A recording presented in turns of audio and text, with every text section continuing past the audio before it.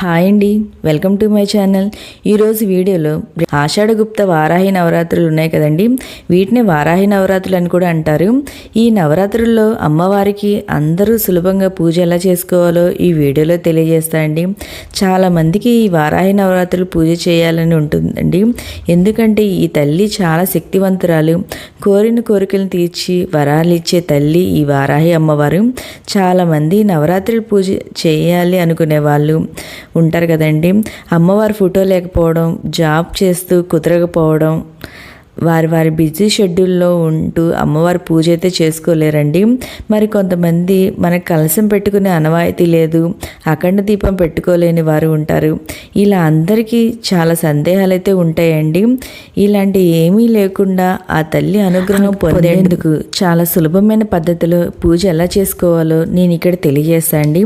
ముందుగా మనం ఈ పూజ చేయాలనుకుంటే కొన్ని నియమాలు అయితే పాటించాలండి.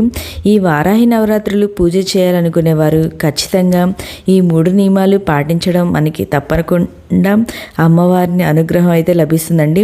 మొదటిది ఏంటంటే, మనకి పూజ చేయడానికి అమ్మవారి ఫోటో లేదు, పూజా సామాన్లు లేవు అనే సందేహాలు, అంటే చేసుకోవచ్చా లేదా వారాహి అమ్మవారి పూజ అనే సందేహాలు అయితే ఉంటాయండి చాలామందికి.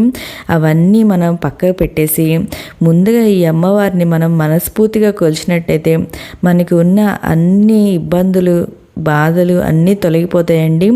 రెండోది ఏంటంటే, ఈ నవరాత్రుల పూజ అనేది చేసుకునేవారు మాంసాహారం తినకూడదండి. ఈ 9 రోజులు నాన్ వెజ్ అనేది తినకుండా ఈ పూజ అయితే చేయాలి. మూడోది ఏంటంటే, ఈ పూజ అనేది రాత్రి వేళల్లో చేయాలండి. ఈ వారాహి అమ్మవారు రాత్రి దేవత అని అంటారు. ఒకవేళ మీకు రాత్రి వేళల్లో కుదరపోతే తెల్లవారుజామున అయినా ఈ పూజ అయితే చేయొచ్చు. అది కూడా కుదరలేదు అనుకునే వాళ్ళు మీకు ఏ టైంలో వీలుంటే ఆ టైంలో ఈ పూజ అయితే చేసుకోవచ్చండి. మనం హంగు ఆర్భాటాలతో పూజ చేయాలని ఏం లేదండి. అమ్మకి ఒక దీపం పెట్టుకొని మనం తలుచుకున్నా చాలండి, మనకి అమ్మ అనుగ్రహం అయితే లభిస్తుందండి. ఈ పూజ కోసం మీరు పూజా మందిరంలో అయినా పూజ చేయొచ్చు, లేదా సపరేట్గా పీఠం ఏర్పాటు చేసుకొనైనా పూజ చేయొచ్చండి. నేను ఇక్కడ సపరేట్గా పీఠం అయితే ఏర్పాటు చేసుకుంటున్నాం. ఒకవేళ మీరు పీఠం అనేది ఏర్పాటు చేసుకుంటే అది నవరాత్రి అనేది స్టార్ట్ అయిన దగ్గర నుండి ఎండేదాకా ఆ పీఠని అయితే కదపకూడదండి. మన అమ్మవారిని ఎక్కడైతే ఉంచామో అక్కడే ఉంచి పూజ అయితే చేసుకోవాలి.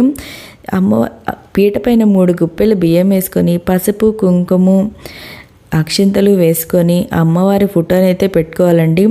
మీ దగ్గర ఫోటో లేకపోతే ఒక ప్రింట్అవుట్ అయితే తెప్పించుకోండి అమ్మవారిది. నేనైతే అదే తెప్పించుకున్నాను. నా దగ్గర అమ్మవారి ఫోటో అయితే ఏమీ లేదు. ఒక ప్రింట్అవుట్ తెప్పించుకున్న, కలర్ ప్రింట్అవుట్, అదైతే పెట్టుకొని పూజ చేసుకుంటున్నా అండి. విగ్రహం ఉంటే విగ్రహం పెట్టుకోవచ్చు, నా దగ్గర అయితే లేదు. ఓన్లీ అమ్మవారి ఫోటో ఉంటే నేను పూజ అయితే చేసుకుంటున్నా అండి. ముందుగా మనం గణపతికి పూజ అనేది చేసుకోవాలి. ఎందుకంటే మనం చేసే ఎటువంటి పనుల్లోనూ ఎలాంటి ఆటంకులు కలగకుండా ఉండాలంటే గణపతికి పూజ చేసుకోవాలి. నేను ఇక్కడ ముందుగా గణపతికి పూజ చేసుకొని గణపతికి నైవేద్యంగా బెల్లాన్ని అయితే సమర్పించుకున్నా అండి. మనం ఈ పూజని షోడోపచారాల ద్వారా చేయొచ్చు, లేదా పంచోపచారం ద్వారా అయినా ఈ పూజ చేయొచ్చు. షోడోపచారం అంటే ఏంటంటే మన మంత్రాలు అవన్నీ చదవాలి. అవి చాలామందికి రావు కదండి. లేదా మనం పంచోపచారం అంటే ఓన్లీ పసుపు, కుంకుమ, గంధం, అక్షింతలు ఇవి వేస్తా అమ్మవారి నామాలు తలుచుకుంటా పూజ చేసుకోవడమేనండి. అమ్మవారిని చక్కగా పూలతో, ఆ తల్లిని చక్కగా పూలతో అయితే అలంకరణ అయితే చేసుకున్నానండి నేను ఇక్కడైతే. ఈ అమ్మవారు చాలా పవర్ఫుల్ అండి. మనము పూజ చేసుకుంటే అమ్మవారికి మనకు ఉన్న భయము, అన్ని ఇబ్బందులన్నీ పోతాయి. నేనైతే ఇక్కడ దీపాన్ని మన అగరబత్తితో అయినా వెలిగించవచ్చు, లేదా ఏకహారతితో అయినా ఈ దీపాలు అనేది వెలిగించవచ్చు. నేను ఇక్కడ ఏకహారతితో దీపాలు అయితే వెలిగించుకుంటున్నా అండి.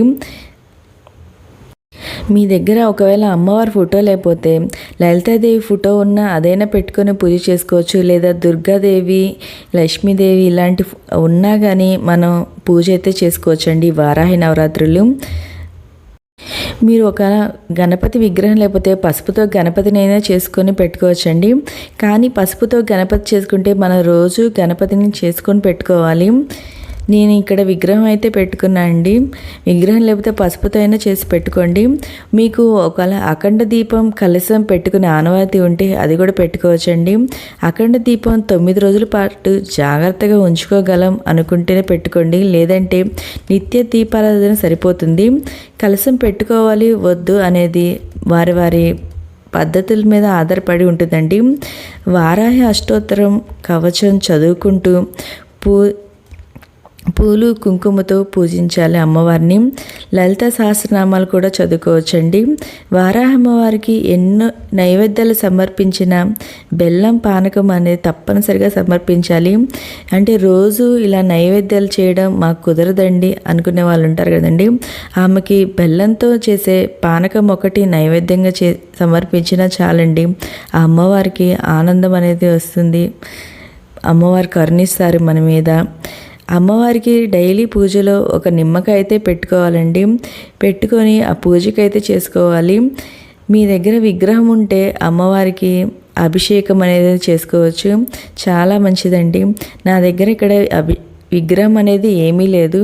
నేను అమ్మవారి ఫోటోకే పూజ అనేది చేసుకుంటున్నాను అండి. అమ్మవారికి పూలతో కుంకుమతో మనం ఇలా అష్టోత్తరాలు, అమ్మవారి ద్వాదశనామాలు ఇవన్నీ చదువుకుంటా పూజ అయితే చేసుకోవాలండి. నేను అలాగే పూజ అయితే చేసుకున్నా అండి. ముఖ్యంగా దీక్ష అనేది చేయలేను అనుకున్నవారు నిత్య దీపారాధన చేసి నమస్కారం చేసుకున్నా సరిపోతుందండి. లలితాదేవి నుంచి ఉద్భవించిన వారాహిని పూజిస్తే ఆటంకాలు తగ్గుతాయి. కష్టాలు ఉన్నవారు, భూ సంబంధిత తగాదులు ఉన్నవారు, కోర్టు కేసులు చిక్కున్నవారు వారాహి అమ్మవారిని పూజిస్తే పరిష్కారం అనేది దొరుకుతుందండి. వారాహి అమ్మను పూజిస్తే శత్రునాశనం జరుగుతుంది. అమ్మవారు సస్యదేవత.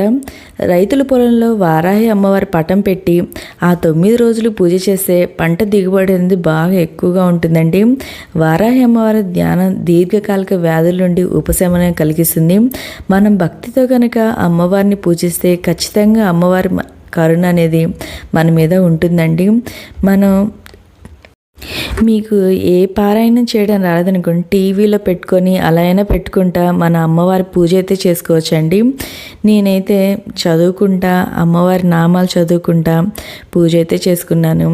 ఇక్కడ అమ్మవారికి నైవేద్యంగా బెల్లం పానకం అయితే సమర్పించుకున్నాను అండి. మీకు రోజు కుదరదు, చాలామందికి ఈ జాబ్స్ ఉండడం వల్ల, పిల్లల వల్ల అందరికీ డైలీ పూజ చేయడం అనేది కుదరదు కదండి. కొంతమంది 9 రోజులు చేయాలా అనే డౌట్ అయితే ఉంటుందండి. మీరు కనీసం 9 రోజులు చేయకపోయినా లాస్ట్ 5 రోజులు కానీ లాస్ట్ 3 రోజులు కానీ ఈ అమ్మవారి పూజ అయితే చేసుకోండి. చాలా మంచి ఫలితాలు ఉంటాయండి ఈ అమ్మవారిని పూజించడం వల్ల.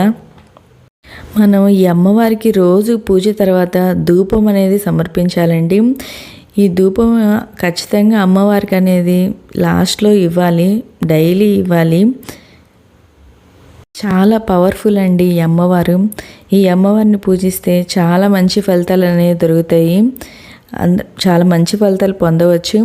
నేను ఈ అమ్మవారికి ఒకవేళ మీరు పూజ అనేది డైలీ చేసి నైవేద్యం పెట్టగలరు అనుకునే వాళ్ళు, నేనైతే పూజ ఎట్లా చేసుకోవాలి, నైవేద్యం ఏ రోజుకి ఏం సమర్పించాలి అనే ఒక వీడియో అయితే చేశానండి. మీకు ఒకవేళ ఇంట్రెస్ట్ ఉంటే ఆ వీడియోని ఒకసారి విజిట్ చేయండి.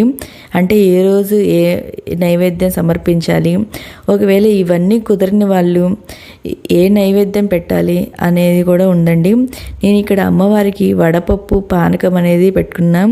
నాకేంటంటే పిల్లలు ఉన్నారు, నాకు పిల్లలతో టైం అయితే కుదరదండి. నేను ఇలా సింపుల్ పద్ధతిలో పూజ చేసుకోవాలని అనుకున్నాను. అందుకని ఇలా సింపుల్గా డైలీ ఇలా చేసుకుంటా అంటే అమ్మవారికి. మీరు మంచిగా అంటే అమ్మవారికి అన్ని నైవేద్యాలు పెడతా అన్నీ చేసుకోవాలనుకునే వాళ్ళు అలాగైనా చేసుకోవచ్చండి. కుదరని వాళ్ళు ఏంటంటే ఇలా సింపుల్గా చేసుకోవచ్చు. చాలామంది అనుకుంటారు ఈ అమ్మవారిని ఫోటో ఇంట్లో పెట్టుకోవచ్చా, పూజ చేసుకోవచ్చా అనుకుంటారు. అవన్నీ మూఢనమ్మకాలండి. ఈ అమ్మవారిని ఒకసారి పూజించి చూడండి, మీకు అన్నీ మంచిగా జరుగుతుంది. నాకైతే ఈ పూజ చేసుకుంటే మనసులో ఒక సంతోషం అయితే అనిపించిందండి. మీకు కూడా అలాగే అనిపిస్తుంది, ఒకసారి చేసి చూడండి పూజనైతే. నేను ఇక్కడైతే నా పూజనైతే పూర్తిగా చేసుకున్నానండి. చేసుకున్న తర్వాత అమ్మవారికి లాస్ట్లో కర్పూర హారతిని అయితే ఇచ్చాను. ఇచ్చి ధూపాన్ని అయితే చూపించానండి. ఇంకో డౌట్ ఏంటంటే చాలామందికి వారాహి నవరాత్రి మధ్యలో పీరియడ్స్ వస్తే ఎట్లనా కుదరపోతే ఎట్లనంటే ఒకవేళ మీకు మధ్యలో ఆటంకాలు వస్తే మీ ఇంట్లో వాళ్ళ చేతైనా ఈ పూజ అయితే చేయించవచ్చండి. ఎవరైనా చేయొచ్చు ఈ పూజ, పిల్లలు చేయొచ్చు, అందరూ చేయొచ్చండి ఈ పూజని. చాలా మంచిది పూజ చేస్తే. ఓకే అండి, మీకు ఈ వీడియో నచ్చితే లైక్ చేయండి, మీ ఫ్రెండ్స్ అండ్ ఫ్యామిలీ మెంబర్కి షేర్ చేయండి. Thank you for watching.